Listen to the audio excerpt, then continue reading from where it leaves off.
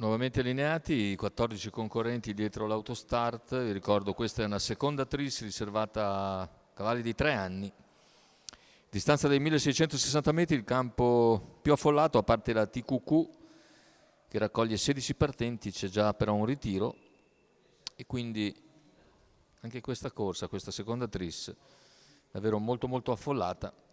2 file complete più altri 2 concorrenti in terza fila. Favori per Dindirindina numero 7, macchina che accelera. In vantaggio di Scledi Ladri, mentre c'è l'errore numero di 5 Dalida Ban squalificato, numero 1 Drive Jet squalificato, numero 11 Dolce Petral squalificato, numero 12 Damalor diverse del rotture Sile dunque nella prima squalificato. fase, e così al comando si ritrova di Scledi Ladri nei confronti di Daisy Pan, mentre all'esterno c'è Desdemona. Desdemona progredisce dopo 500 metri di gara, va a portarsi su Discledi Adri e attacca. Discledi Adri intende correre evidentemente al comando e Desdemona costretta al largo dopo 600 metri in 45,3. Lungo la corda segue sempre i primi 2 Daisy Pan, mentre cerca di farsi luce anche Divina Grim, che è l'errore intanto di Desdemona. Dopo numero 800 metri in 1 minuto e 4 Desdemona decimi, squalificato. esposta a questo punto Daisy Pan in anticipo su Divina Grim. Sta passando Daisy Pan, Divina Grim la segue, poi Dindirindina. Chilometro intanto percorso in 1:16,4 con Daisy Pan in vantaggio, Divina Grim che segue. Gli altri faticano a seguire l'andatura, cala anche Discledi Adri a 500 dalla conclusione, intanto Daisy Pan in vantaggio.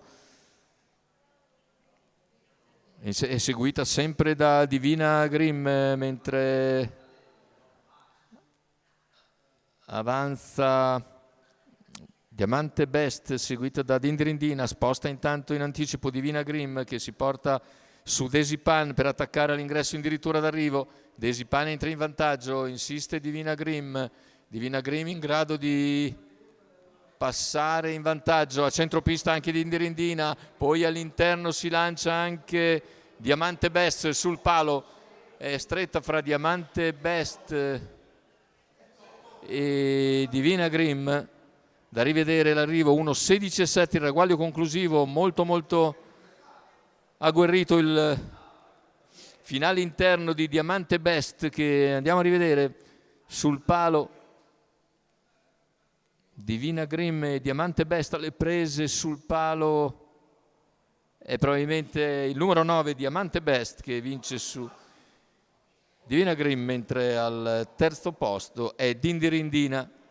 Questo l'arrivo ovviamente ufficioso, aspettiamo la conferma, naturalmente la fotografia, ma la vittoria dovrebbe essere del numero 9 Diamante Best, con Davide Cangiano in sediolo e al training e neanche proprietario.